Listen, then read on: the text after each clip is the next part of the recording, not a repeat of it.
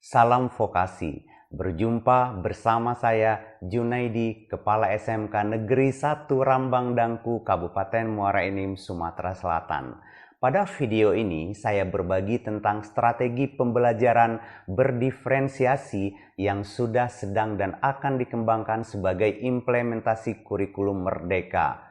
Berdasarkan survei di sebuah sekolah tahun 2021, 90% guru belum menerapkan pembelajaran berdiferensiasi dan hanya 10% yang mulai atau telah menerapkan strategi tersebut. Hal ini disebabkan berbagai faktor, salah satunya adalah belum meratanya pengetahuan dan keterampilan strategi pembelajaran berdiferensiasi. Rendahnya penerapan pembelajaran berdiferensiasi berpengaruh terhadap kondisi belajar. Menurut survei, siswa yang diajar dengan konten, proses, dan produk yang sama, hanya 33% yang benar-benar terlibat dalam aktivitas pembelajaran. Sedangkan 67%-nya hanya duduk, diam, kurang memperhatikan, atau sibuk dengan aktivitas masing-masing. Bayangkan apa yang akan terjadi terhadap penguasaan soft skill dan hard skill generasi ke depan.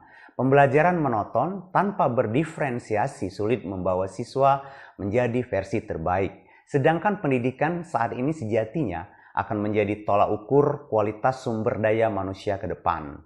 Kondisi ini tentu memprihatinkan jika dibiarkan. Oleh karena itu, SMK Negeri 1 Rambang Dangku merancang terobosan berjudul Sumber Ilmu Strategi Pembelajaran Berdiferensiasi yang diharapkan menjadi solusi alternatif implementasi kurikulum merdeka. Sumber ilmu merupakan akronim dari supervisi, umpan balik, belajar, industri, lingkungan, dan muatan lokal. Berikut dijelaskan langkah strategi sumber ilmu.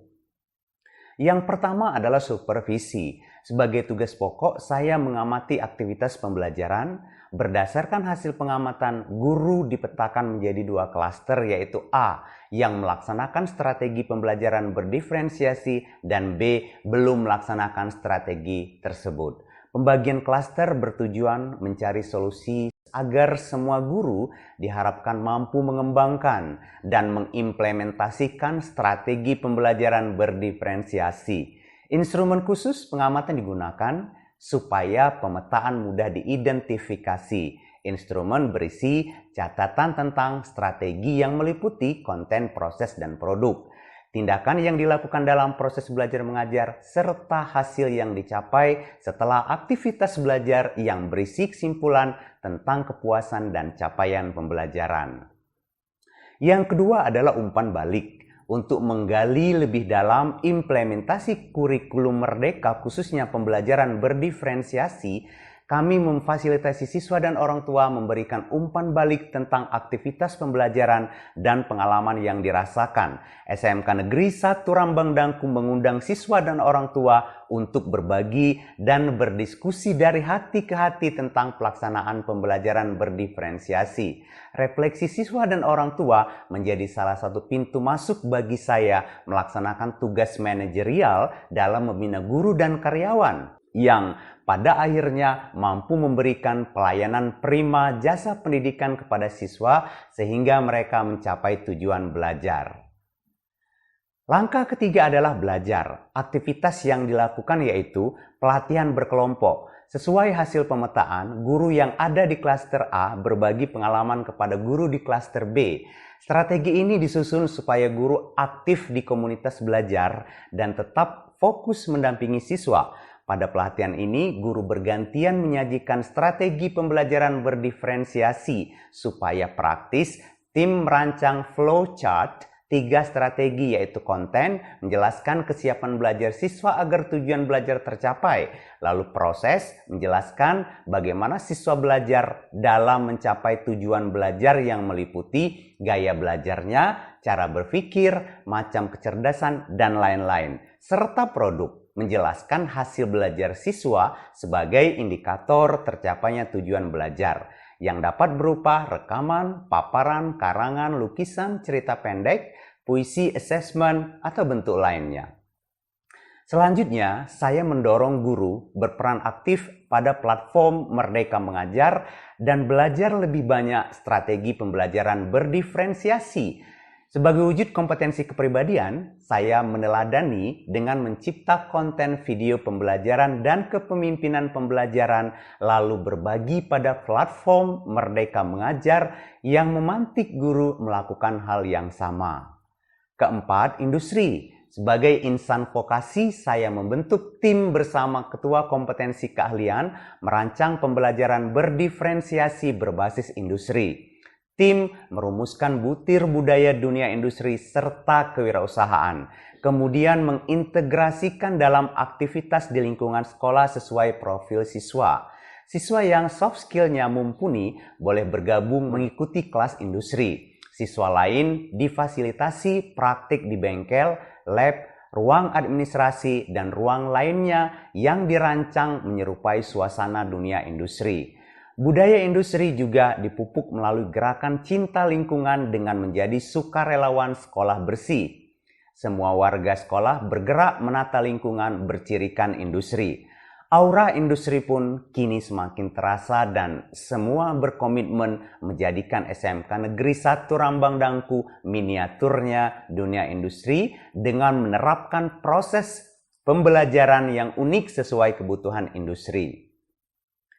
Kelima, lingkungan, yaitu membangun komunitas pembelajaran atau learning community berslogan asah, asih, dan asuh.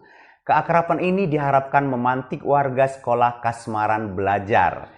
Kami percaya bahwa pembelajaran berdiferensiasi dapat terlaksana jika didukung lingkungan emosional yang baik. Selain itu juga ditata lingkungan fisik yang menyenangkan dengan konsep sekolah dalam taman. Proyek ini dirancang memberikan suasana kondusif implementasi kurikulum merdeka.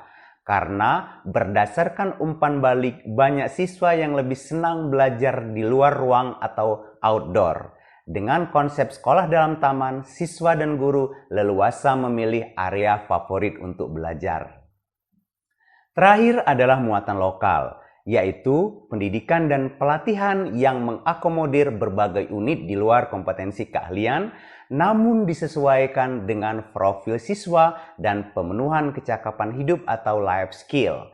Saat ini kami sedang mengembangkan pembelajaran entrepreneurship berdiferensiasi, mengangkat produk kearifan lokal berbahan utama bambu yang tumbuh subur di sekitar sekolah.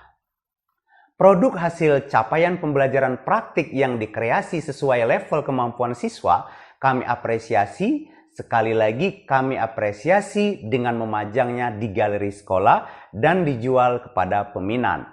Produk pajangan bermutu dari bambu seperti burung merak, sepeda ontel, Vespa, capung, dan kupu-kupu dipasarkan juga melalui media sosial dan menghiasi pameran produk kearifan lokal.